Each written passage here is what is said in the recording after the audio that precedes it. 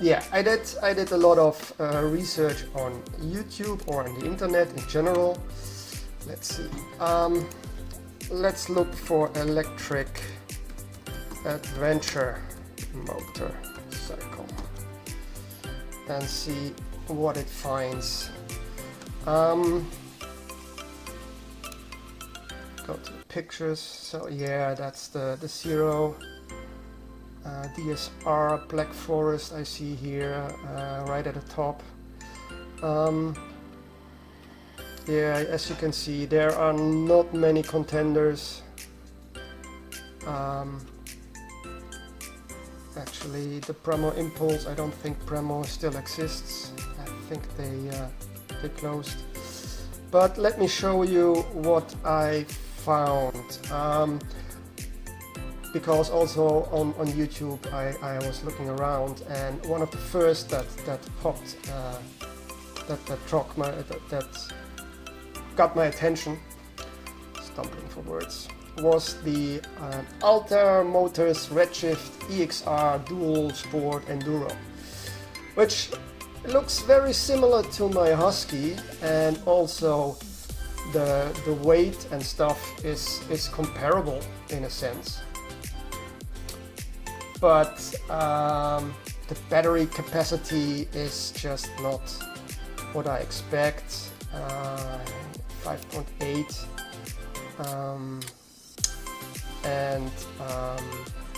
yeah, so that was one.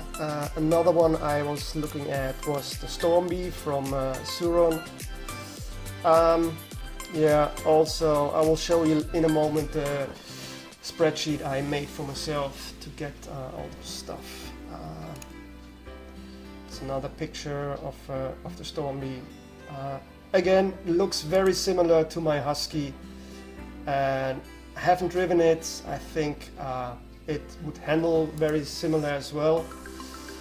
But yeah, another Storm thing. And there's also, of course, the Ktm Freeride Exc, which also again looks very similar to my Husky. Not sure if the tail is able to handle the weight. I don't know about the subframe, but it's not the issue. As you can see here, there isn't much of a subframe, it's more plastic, so war is there. Then we have, like I said before, the Zero DSR Black Forest, or BF, which I thought, yeah, that's an adventure bike, and that probably checks a lot of boxes I'm looking for. Yeah, that's almost what I needed, but I'll show you the spreadsheet. Let's hit the spreadsheet. That's also a lot of websites make of YouTube films as well. Lists met electric motorcycles and off-road stuff. So a little explanation of the spreadsheet. I tried to put in a couple of things for the range. I stuck with the numbers the manufacturer provided for the city range. Why is that? I believe, I haven't tested yet, but I believe that the off-road riding is somewhat similar to riding in the city, with regeneration and not high speeds. So I just assume for this comparison that the city range is similar or the same as the off-road range. Yeah, range, obviously, the battery capacity, if available, I tried to add the charging times. There are many different figures that you can find. 0 to 80%, 10 to 80%, 0 to 100%. They all differ, and it's difficult to see the things clearly. Another figure is the strength or the power of the integrated charger if there is one available. Some bikes don't have an integrated charger to make them lighter, obviously. So you have to carry that with you if you want to go on a long distance off-road trip, like riding the TED in whatever country, like we did last year in Belgium. The weight of the motorcycle, of course, the list price if you order it new. Can it ride off-road? The rake or the angle of the front fork mount. The wheelbase, just as an idea. The torque is, of course, with electric motorcycles very impressive. The power, top speed because when you ride a TED, very often you have to bridge between off-road sections on regular streets or highways. So I also want a motorcycle that can travel on highway speeds, let's say with 100-120 kilometers per hour at least. There are bikes out there, they go up to 60 or 70, which is totally fine for off-road in most cases. But if you have to travel like 100 kilometers or 150 kilometers on a highway to get to the next off-road section, then it's just not, I don't like that, let's put it like this. Even if you're not on a highway, if you're just on the B roads, you still want to go 70, 80, 90, depending on the legal speed in the country you are. Like in Germany, I think between cities, B roads is 100. Here in the Netherlands, it's 80. So, but you want to be able to ride that comfortably. So that was another thing, and of course the carrying capacity. I put it a little bit less so we can at least see the whole thing. So first of all, I took the stats of my my Husky. I usually, with the small tank the Husky has, I think it's a 7 or 9 liter tank, I get 180 kilometers before I really need to go to the gas station. So I put that in as range. Yeah, charging time is 5 minutes on the gas station if you have to wait in line or something. Torque, that's not that impressive, but still I find it very, very nice bike. 170, yeah, with the off-road tires, not comfortable, but doable. The tire sizes I put also in just to have a comparison with what those electric bikes have. And you see 149.6 kilogram wet weight. To have two other gas burning bikes that are similar to what I want to do is the Honda African Twin. It's an older bike from 1998 as well, with a larger tank, so that one has a range of about 380 kilometers. The BMW F800 GS as well, even with a smaller tank. I haven't ridden neither of those two, so I just assume those specs I found on the internet are correct. Again, Newton meters, horsepower is not that important. They all have, that's something I found important, is they have at the front a 21-inch wheel, and in the back a 17 or 18-inch wheel. So then the first one we had talked about was the Alte Redshift. Unfortunately, Alte is out of business, and it's no longer possible to buy or order a new bike. So this is just what I found. Again, 80 kilometers is just not enough. 5.8 kilowatts and 1.5 hour charging. So that means for every 100 kilometers I need to wait 1.5 hours. That doesn't work. That's fine if you're on a motocross track or enduro track and you just stay in one location. or you maybe can swap the batteries or something, then that's okay. But for what I want to do, that's not working. The other stats, that's all fine. Again, top speed is a little bit on the lower end of the spectrum I want, but it would be doable. But the main thing here, also the weight is very good with 124 kilos, but the range and the charging time is just not working for me. Sur-Ron Storm, a little bit more range even with a smaller battery, which is impressive, but the charging 3 hours, no, that's not gonna work. The Newton meters, if they are correct, are just crazy. 520, that's insane. Top speed 110. Interesting here is they have 19-inch and 17-inch. The Alta had 21 and 18. The weight, again, 124 is really good. Okay. Then the next one that fits the off-road shoe is the Ktm Freeride from 2020. I didn't find any range specifics besides 1.5 hours. So I don't know.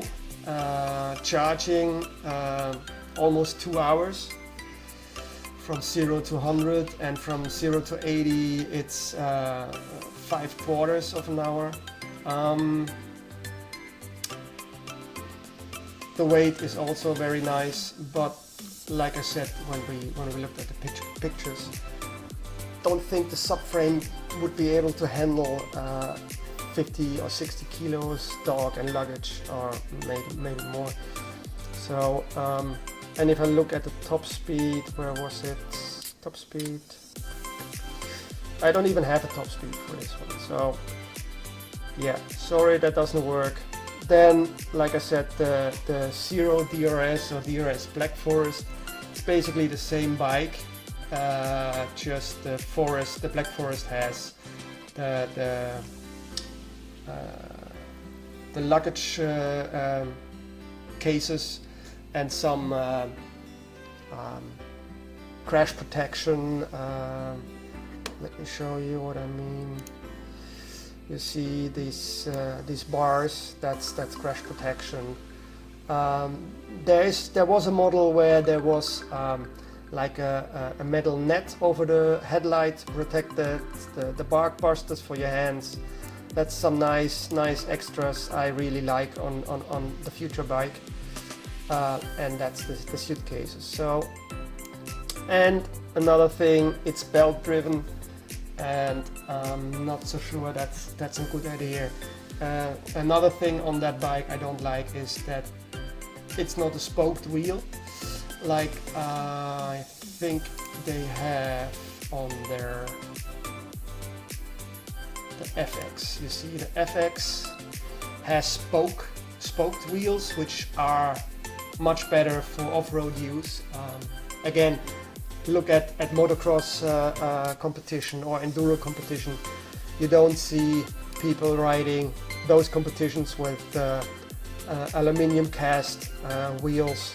They all drive spokes, and that's for a reason.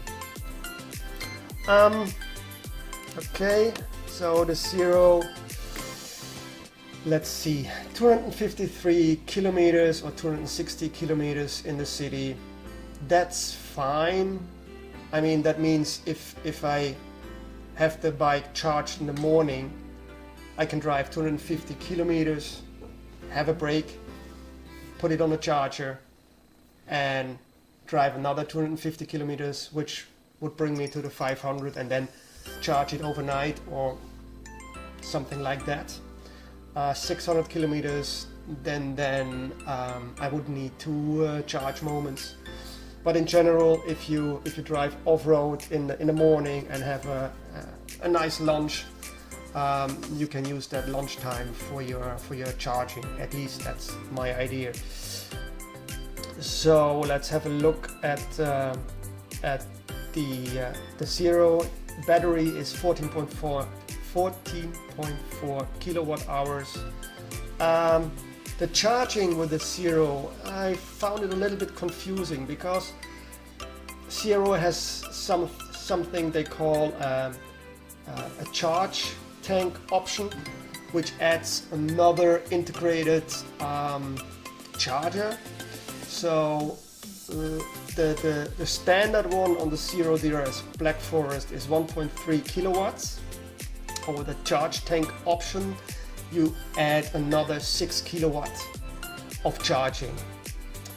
The problem here is with the charge tank, you still need 2.5 hours to charge the bike. That means if I really deplete it and get to the charging point with 5% left, I have to wait for 2.5 hours. That's a really big lunch.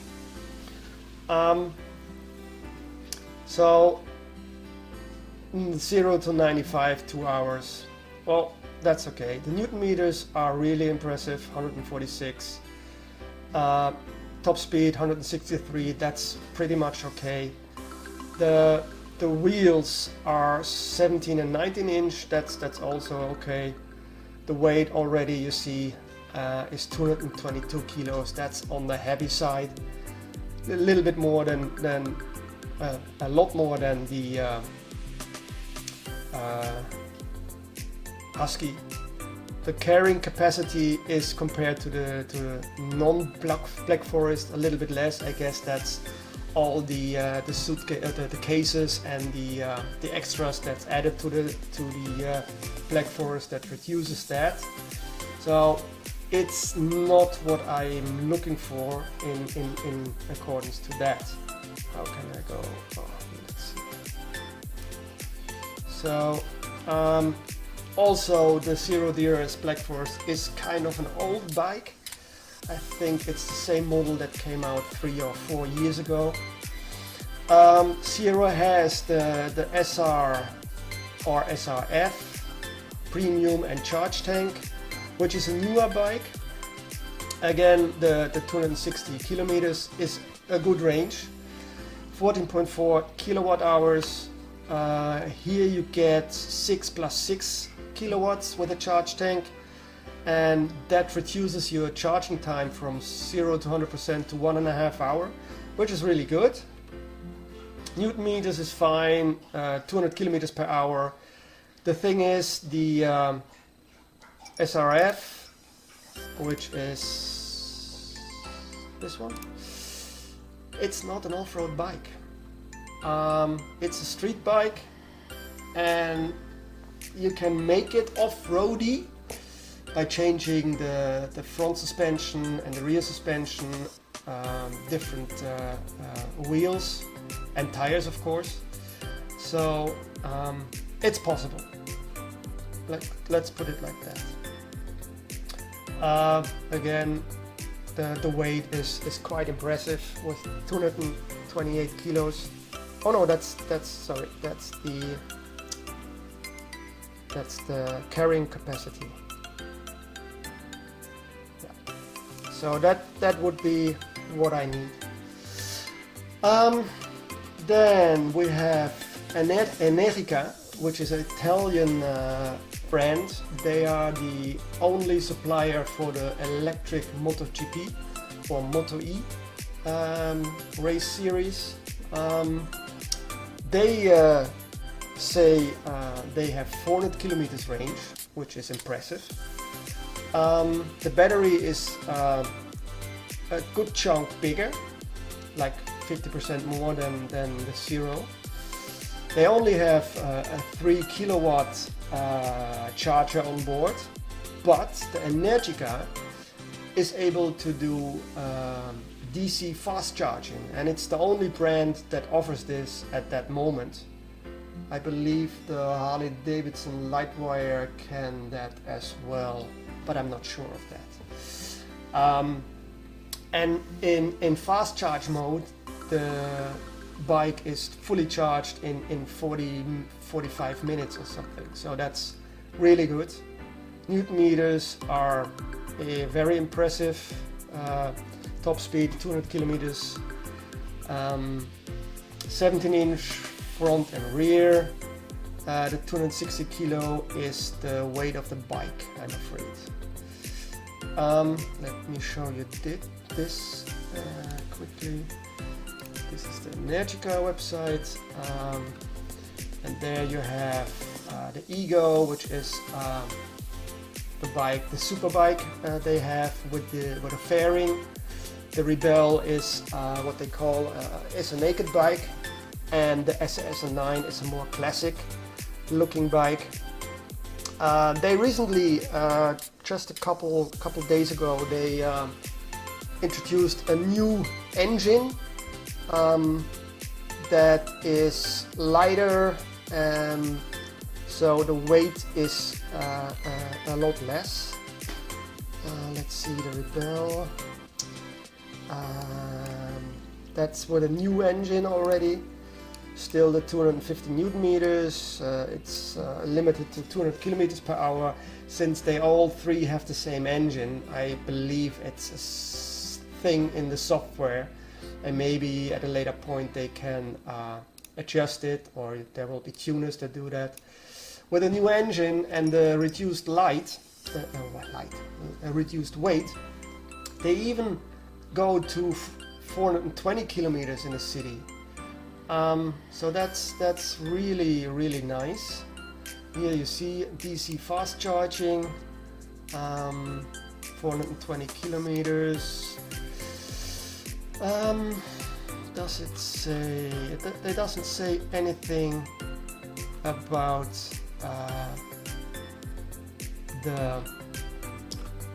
where's my how much you can carry on. There's also a RS version. I think it's the Italian for racing, but I'm not sure. That's the specs. Acceleration is just insane.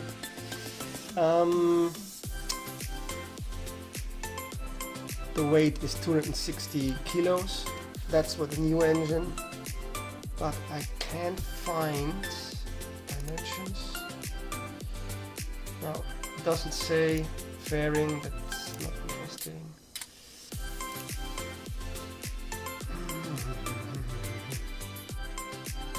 Nope, they doesn't say anything about how much you can carry on.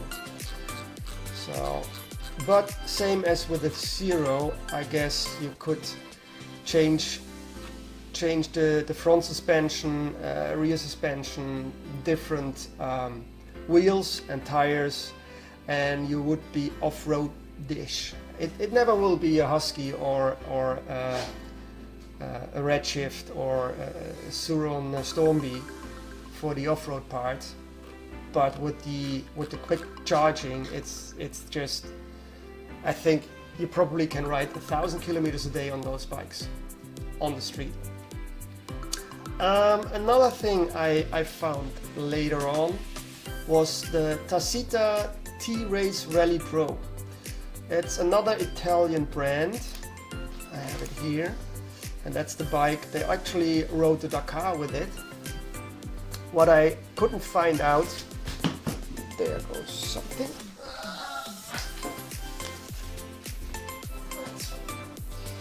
What I couldn't find out, if where the number is here, if that would be batteries or if that's empty, if the subframe, I guess it would be sturdy enough, but they have 80 kilowatt battery pack. Let's go back to my spreadsheet. 80 kilowatts. I couldn't find much about the charging, just 3 hours with a 16 amp and 5 hours with a 10 amp. 220 kilometers and then 3 hour waiting.